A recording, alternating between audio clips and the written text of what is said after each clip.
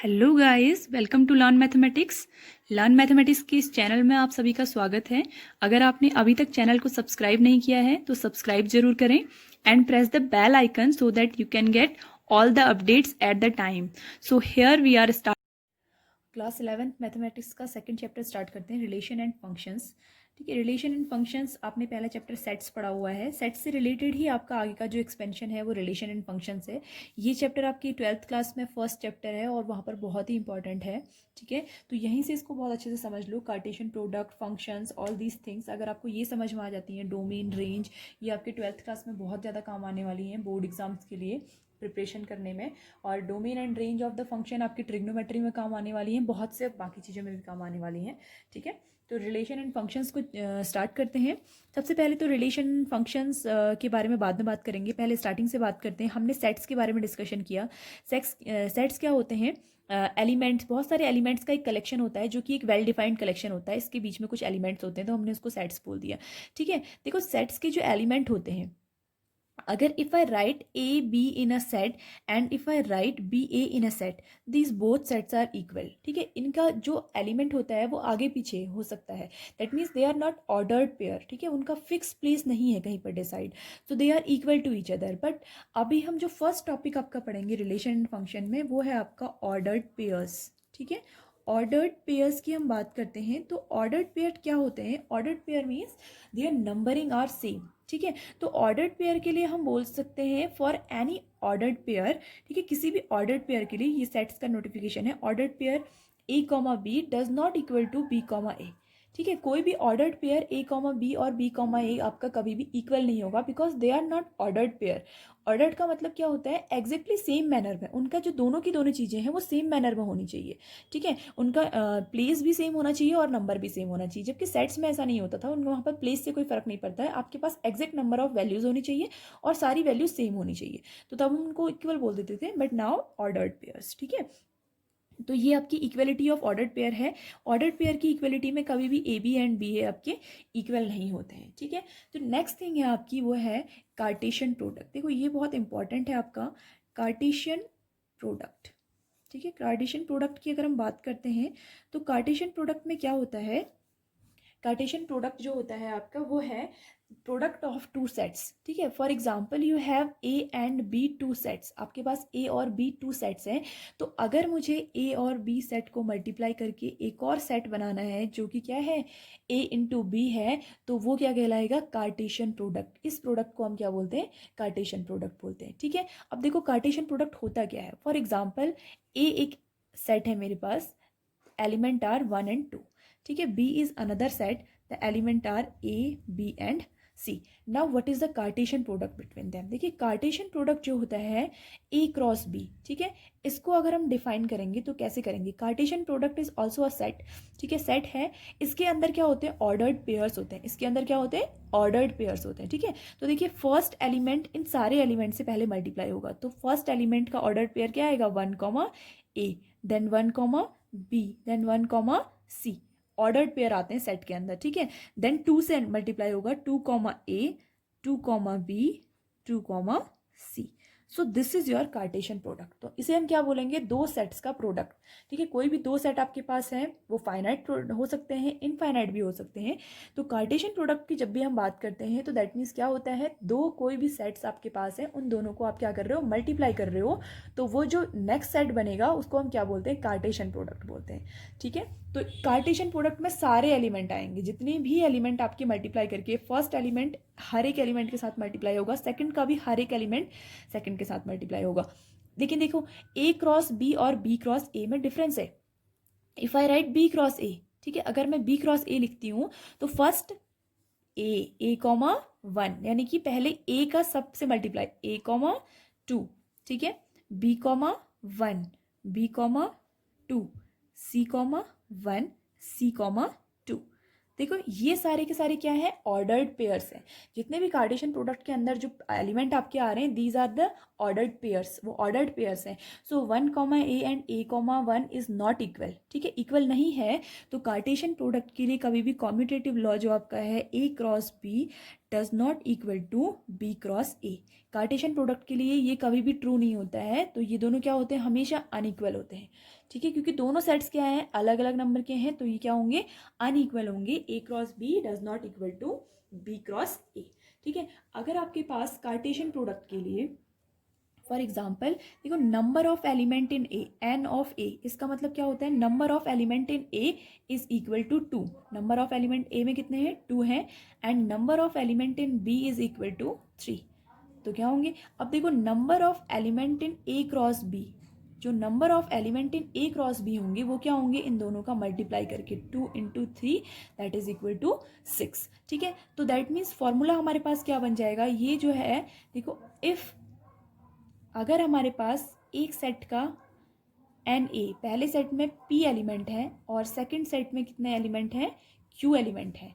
तो जैसे ही हम इन दोनों एलिमेंट का क्या करेंगे, कार्टेशियन प्रोडक्ट निकालेंगे, तो उसमें कितने एलिमेंट होंगे, पी क्यू एलिमेंट होंगे. पी इंटू क्यू करके जितना आएगा उतने एलिमेंट होंगे, उतने नंबर ऑफ एलिमेंट्स इस कार्टेशियन प्रोडक्ट के अंदर होंगे. हम कार्टेशियन प्रोडक्ट की बात करें. ठीक है, कार्टेशियन प्रोडक्ट के अंदर इतने नंबर ऑफ एलिमेंट्स होंगे.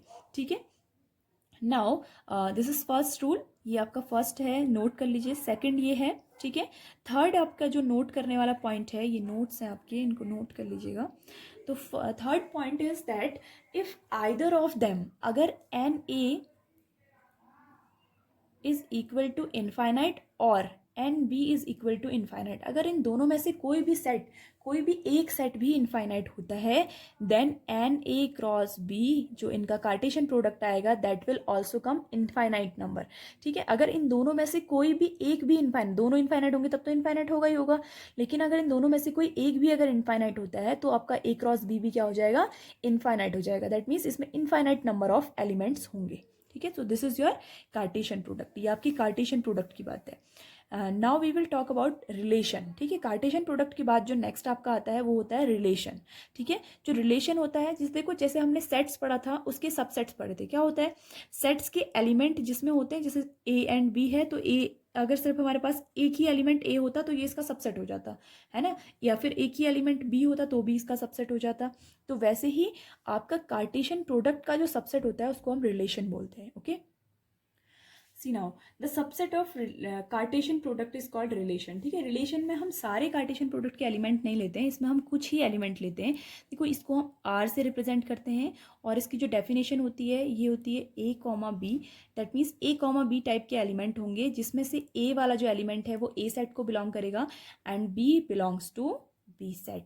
जो ए की जगह पर जो भी एलिमेंट आएगा वो ए सेट को बिलोंग करेगा, B belongs to B set. तो इसे हम क्या कहते हैं, रिलेशन कहते हैं. ठीक है, ये आपका क्या हो गया, रिलेशन हो गया. Okay, now this in this relation, ठीक है, अगर हम रिलेशन की बात करें तो टोटल नंबर ऑफ रिलेशन जो होते हैं, अगर हमारे पास sorry if we have one set n A is, इसमें पी एलिमेंट्स हैं और number of elements in B set is equal to Q, exactly same जैसे इसमें था.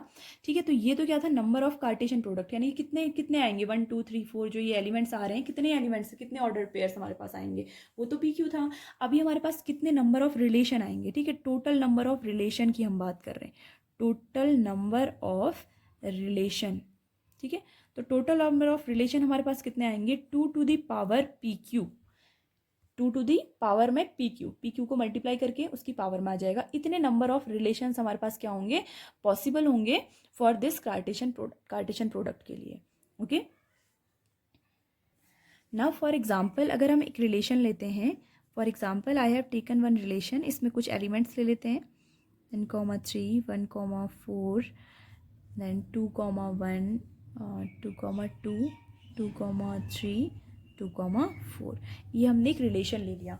ठीक है, तो रिलेशन के जो भी ये पहला एलिमेंट होता है, ये वाला जो पहला एलिमेंट होता है, ठीक है, इसको हम क्या बोलते हैं, डोमेन बोलते हैं. क्या बोलते हैं, डोमेन.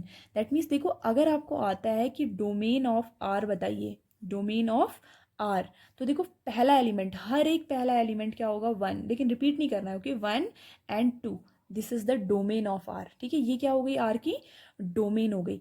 अगर आपको रेंज पता करनी है ठीक है।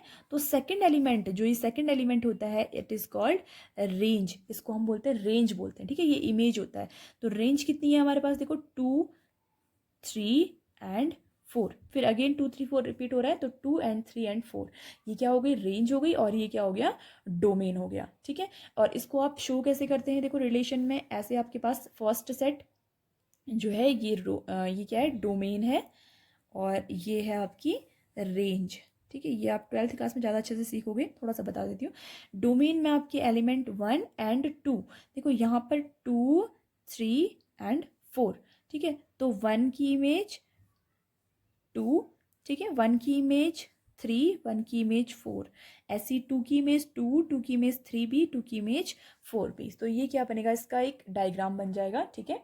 इसको हम मैपिंग बोलते हैं। तो ये अभी आपके सिलेबस में नहीं है, सिर्फ डोमेन एंड रेंज है, ठीक है। डोमेन क्या होती है, पहला element domain, second element range, R के लिए, ठीक है। नाउ इनवर्स ऑफ रिलेशन, ठीक है। इनवर्स ऑफ रिलेशन की अगर हम बात करते हैं, तो इनवर्स ऑफ रिलेशन क्या होता है, इनवर्स ऑफ रिलेशन, ठीक है। इनवर्स ऑफ रिलेशन जो आपका होता है, ये होता है आपका इस रिलेशन का inverse, that means are inverse, opposite इसका, ठीक है। और इसकी डेफिनेशन क्या होती है, देखो यहाँ ए कॉमा बी है, तो यहाँ पर सारे एलिमेंट उल्टे हो जाएंगे, बी कॉमा ए हो जाएगा, ठीक है। B comma A such that A belongs to A and B belongs to B, ठीक है। ये आपका रिलेशन हो गया। अब देखो, जैसे ही हम आर इनवर्स की डोमेन और रेंज के बारे में बात करेंगे, तो देखो यहाँ पर उल्टा, फर्स्ट एलिमेंट डोमेन होता है, सेकंड एलिमेंट रेंज होती है ना। तो देखो अब क्या होगा, ये जो इसकी जो डोमेन है ना, आर की जो डोमेन है, वो आर इनवर्स की रेंज बन जाएगी, और जो इसकी रेंज है वो दूसरे की क्या बन जाएगी, डोमेन बन जाएगी। तो यहाँ पर हमारा क्या बन जाता है, डोमेन ऑफ आर, देखो डोमेन ऑफ आर, आर की जो डोमेन है वो किसके लिए रेंज बन जाती है, वो आर इनवर्स के लिए रेंज बन जाती है, रेंज ऑफ आर इनवर्स, ठीक है। And range of R inverse, अगर हम आर इनवर्स की रेंज की बात करते हैं, ठीक है, वो क्या बन जाती है आपकी, डोमेन ऑफ आर, वो बन जाती है आपकी डोमेन ऑफ आर बन जाती है, ठीक है।